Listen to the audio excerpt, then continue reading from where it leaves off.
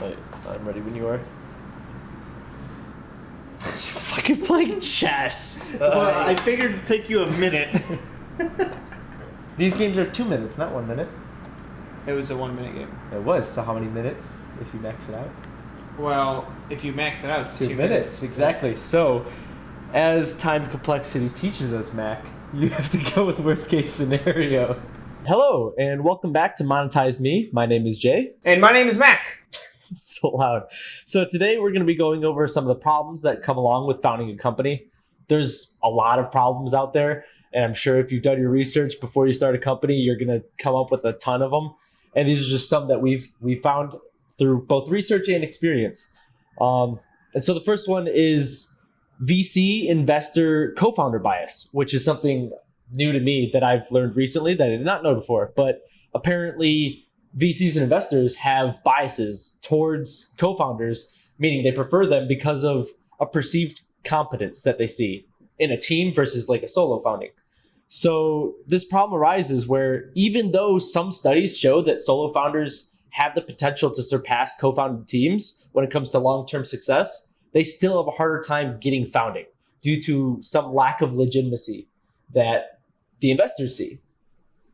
Yeah, so I think that the perceived competence comes because you have multiple people who might have multiple skill sets, who might have a bigger network because there are more people, and it seems like they can get the job done more efficiently and actually get the job done as compared to one person who might not always be ideal or might be too scatterbrained trying to do everything. Like I was talking to a founder recently, and he's a solo founder, and he was just like telling me like I've just been I feel like I'm just pushing this wheel up the hill, and it just keeps coming back because he's doing everything. It's like on him to basically take this company forward. So I think that perception comes from the fact that there is a lot of pressure on that one founder, and the perception is that more founders kind of alleviate some of that pressure. Yeah. It's a lot easier for multiple founders to be like, yeah, we can do everything. He does this, she does this. Versus a solo founder being like, yeah, I can do everything. And then prove, because you have to kind of prove your worth. Exactly. So there is this bias in it. It might be grounded in some truth, but I think the matter of the fact is solo founders are more successful, and that's what some of the studies shown. Another issue that we identified with founding a company is the high risk and the high uncertainty that comes with building a company from the ground up, right? From having that idea and being like, I'm going to start on this path to start a company, especially if you quit your job, and you change your life completely to pursue it, because it's an all or nothing game. Yeah. Right? In fact, there's actually a study that says that 79% of startups fail due to money problems. Meaning the founders, they quit everything, they launch on their startup, but they just didn't have enough money on hand to deal with all the issues, all the failures that come with starting a startup, like failed products, not enough customers, whatever the case is. Yeah. And I think there are ways around this. Like, you can now start a business on the side.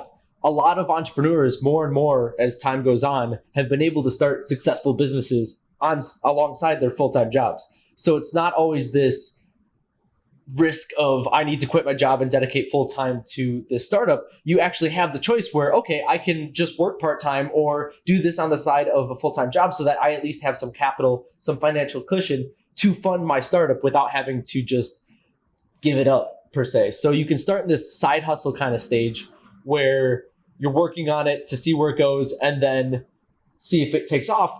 But there's one downside in that if you're starting a business as a side hustle first, then as time goes on, there's a risk that you'll lose sight of the ultimate goal, which is to start a company, and put less and less time into it so that it just becomes a hobby at that point. You're not putting in the time that's required to start a successful business, and this just turns into some side project or hobby. Yeah, I've seen there's that where you have the startup as a side hustle, And I feel like a lot of people have done that. And I've seen the other way around, where your startup is your main thing, and you have other things as side hustles, other jobs other side gigs that kind of help fund your startup, that kind of help you pay your bills, right? So there, especially with the current gig economy, there are a lot of ways to alleviate the high risk, especially when it comes to the financial aspect of it, right? So 79% of startups fail due to money. So the financial aspect is a really huge problem for startups. And so there are currently tools that you can use to help you deal with that risk. Solvable at this point. Yeah. Okay. Yeah. So one of the other, I don't know if you had any closing points on that. Yeah. So the other thing we identified is it can be very overwhelming. The startup environment is extremely fast paced and stressful, and they're demanding. They require a huge amount of time and discipline, and it's hard to maintain a balance between your life and the startup. So every startup is going to have that point where you're just grinding really hard because maybe it's you got that first client, but they're about to back out if you don't get something done, and you have to go all out to try and please them so that you can keep your business alive. There's always going to be times like that in the startup where you can't think about vacations, you can't think about time off or anybody else in your life. You just have to get that done at that point. And so it creates a kind of burnout if you're not careful. And I think there are ways to manage it. Like you can make sure that you keep a balance and not overwork yourself, not burn out doing 80, 100-hour weeks.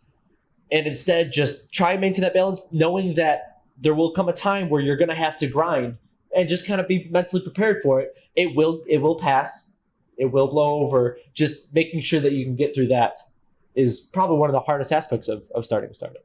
Yeah. I mean, it's starting any company, right? So I guess startup is a company. Yeah, but starting a company is overwhelming and will eat at you. It's going to eat at your soul. And the key here is balance. The key here is to be to always be like, I'm going to put some time to work. I'm also going to put some time to my mental health. I'm also going to put some time to exercising and my physical health, so that I have a balanced life and I don't feel overwhelmed and stressed out by this one thing that's kind of driving my life forward. Because you also don't want to resent your startup. Exactly. And the thing that a lot of entrepreneurs say after 20 years, a lot of successful entrepreneurs, is that you have to grind the first couple of years, but after that, it kind of goes into autopilot mode where you don't even have to go in. You probably... After 5 years and your startup is doing very successfully, it's a company now and you have employees and managers, you can show up to the office once a week.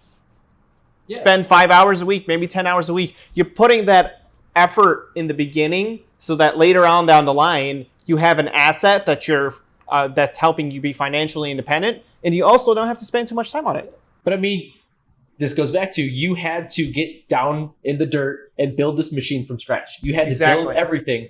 And yes, it's great because now you're financially independent and just have to go into work every now and then. But it does take a lot to build that machine because it has to be well oiled. It has to have the right parts. You have to build this machine that is your company so that it can run on itself.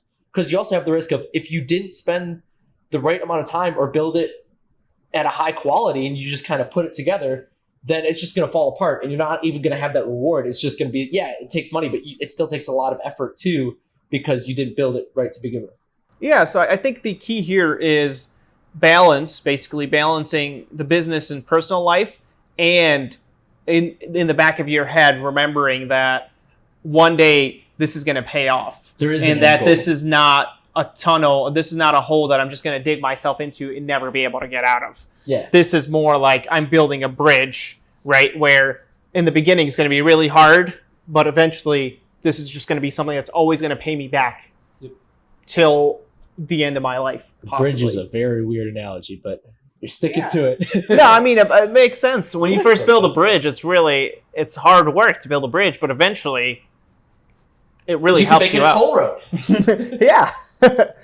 Another issue that founders face when they're starting up a company is the knowledge gap.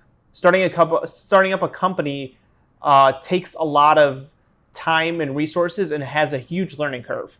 You have to know a lot of things as you're jumping in, right? You have to figure out how to do your business plan. You have to figure out how to create a product. You have to figure out how to create a service if that's the route you're taking. You have to figure out how to reach out to your customers. You have to figure out your marketing plan, your sales plan, your financial structure. You have to figure out how to establish your company in whatever state you're in, right? There's a lot of things that you have to figure out about your business that you might not know anything about when you're first starting up. When you first have that idea, you don't know anything about these things. You also don't know that you have to know these things, right? This is not to say that you shouldn't jump in head on into the business. It is just to say that this is an issue that a lot of founders face when starting a startup. Or an issue, or maybe something holding them back. Maybe the reason they didn't get into it is because they don't think they know enough. I don't know enough about that field. Well, I don't have the business knowledge to start a business. And at the end of the day, nobody does. Nobody starts out knowing these things. They learned it. And you're better off just jumping in and learning it as you go, because then you're learning from your mistakes. You're not just trying to read a textbook or read some articles online or do research. You're actually learning from building a business, which is the best teacher.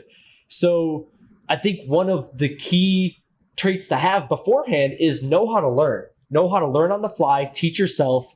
The ability to learn and know how you learn well and quickly is invaluable skill. Like whether it's your career or just in life in general, it's not specifically entrepreneurs. I think it's emphasized by entrepreneurship because it can make or break your business. But learning on the fly is something that if you can get good at it, you will be successful. And in a startup, that's all it is a bunch of instances where you don't know what to do, you have no idea where to start, and you have to teach yourself.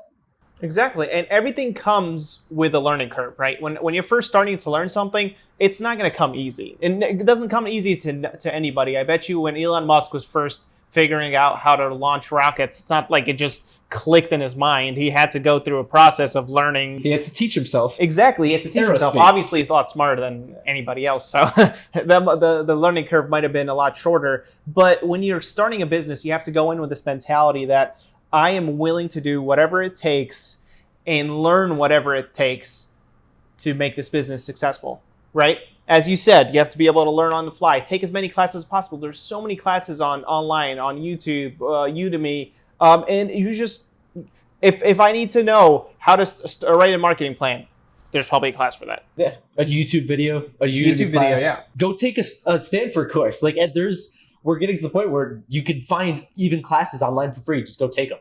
Exactly. And that solves your knowledge gap problem. Yeah. I mean, I'm just joking. It's the mentality that it is mentality. And I think the knowledge gap factor of people not getting into business is all about mentality. It's all about how you're approaching it. Are you confident in yourself to learn on the fly? Are you confident in yourself to figure this out as you go? And your team. If you're starting with a team, you have to be confident that everybody's going to be able to do this together. And I think that's one of the hard parts about starting up. So yeah, hopefully you guys got some value out of this video. Comment if you have any other things that you'd like to point out that are problems when you're starting a company, or any questions you have that you'd like us to answer. If you liked it, like it. Subscribe. If you didn't like it, even if you didn't like it, just like it. And we'll see you next time. Take care. Good night. You too. You too.